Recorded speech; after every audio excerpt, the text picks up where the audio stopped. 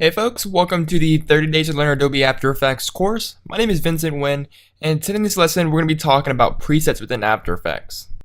So here in After Effects we have a wide range of presets that you can choose from that come built in within After Effects. Now they're called animation presets, and hence the name presets. They're actually presets for effects. So here on the right side here under the Effects and Presets panel, you'll see an animation presets folder on top here. And if we toggle down the switch right here, you can see that we have tons and tons of animation presets ranging from text to sound effects to mojo presets, all these presets that you can choose from, and a whole bunch of transitions that you can choose from built in within After Effects. So these are all pre-made presets, pre-made for you to use in your projects.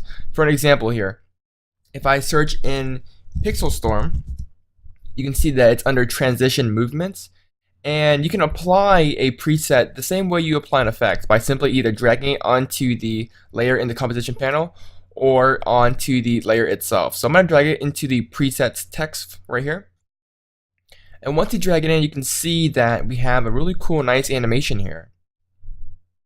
Now, how do presets differ from effects? Now, presets are not effects. Presets are pretty much predefined, preset effects, already animated, parametered, and all that great stuff. So as you see here, even though the preset is called Pixel Storm, it's actually just a card wipe effect that's already pre-made, preset, all the parameters are already defined, and you already have a nice animation going on. So pretty much presets are pre-made effects, already animated, already ready to go for you to use in your projects.